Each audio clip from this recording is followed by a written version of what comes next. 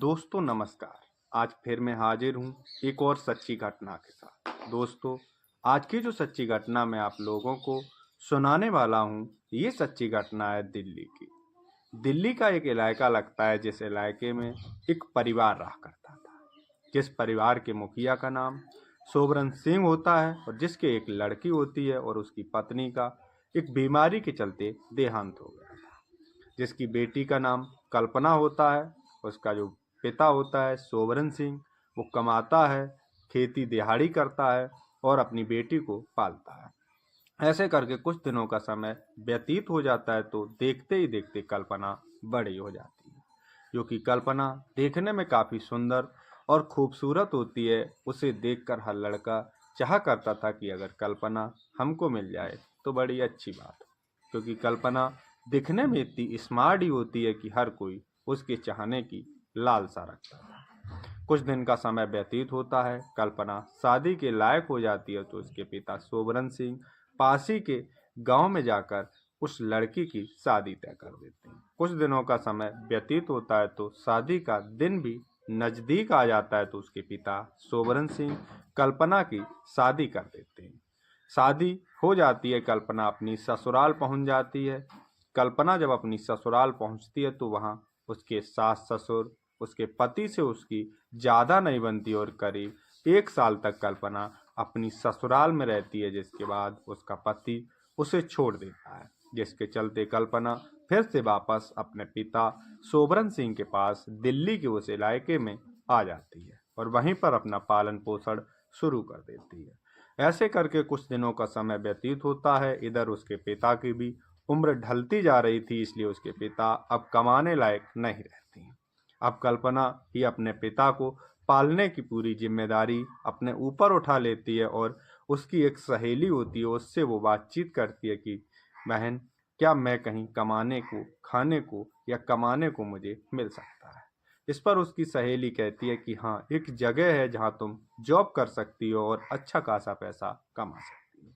कल्पना तुरंत ही उसकी बात मानती है कि आखिर वो जॉब कौन है, आप मुझे दिलवा दीजिए जिससे कि मैं अपना और अपने पिताजी का पेट पाल सकूं।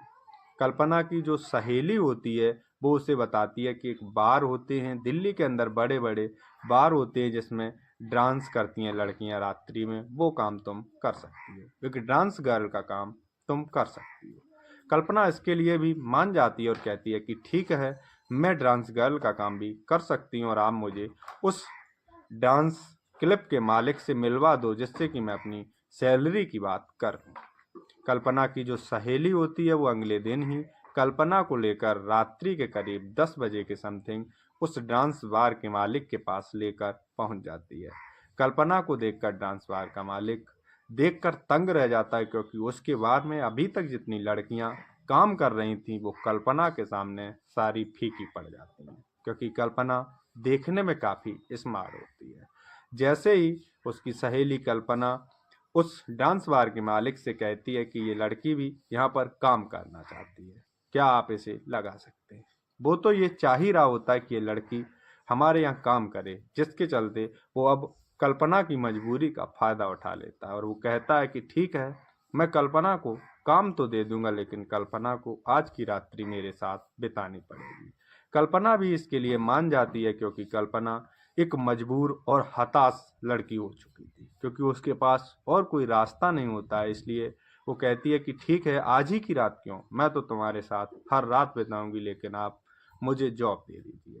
वो बार का जो मालिक होता है वो कल्पना को तुरंत ही जॉब दे देता और उसी रात कल्पना और बार का मालिक एक पास ही के होटल के अपने रूम में जाते हैं और उस रात पूरी रात ये दोनों संबंध बनाते हैं।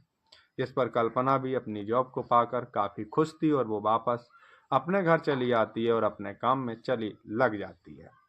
कल्पना रोज रात्रि में अपने घर से रात के 8 बजे निकलती है और सुबह के 7 से 8 बजे के समथिंग आती है, क्योंकि कल्पना का कार्य था रात्रि में क्लबों में डांस करना।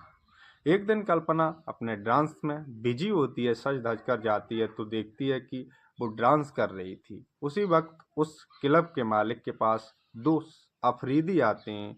वो देखते हैं कि कल्पना कितनी खूबसूरत है। दो अफरीदियों का दिल उस कल्पना के ऊपर आ जाता है और वो उस डांस बार के मालिक से बात करते हैं कि ये लड़की आज रात्रि के लिए मुझे चाहिए। जिस पर वो मालिक जो होता है वो कहता है कि लड़की तो आपको मिल जाएगी, लेकिन इसके लिए आपको मोटा पैसा चार्ज करना पड़ेगा। वो इस बात को मान जाते हैं कि कितना भी मोटा पैसा लग जाए, लेकिन ये लड़की आज रात्रि के लिए मुझे चाहिए।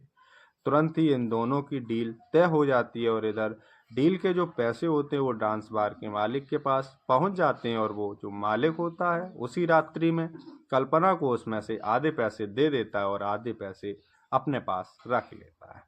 इधर डील पक्की हो चुकी थी। जब तक कल्पना को पैसे नहीं मिले थे तब तक कल्पना को भी अंदर से डर सता रहा था, लेकिन जब उसे अपनी जो इनकम होती है वो मिल चुकी होती है तो उसे भी अब कोई डर नहीं सताता है और वो उन दोनों काले अफरीदियों के साथ होटल के एक रूम में चली जाती है। और जब वो एक एक करके अपने तन से सारे कपड़े अलग कर देती है तो दोनों अफरीदी उसके ऊपर घायल हो जाते हैं।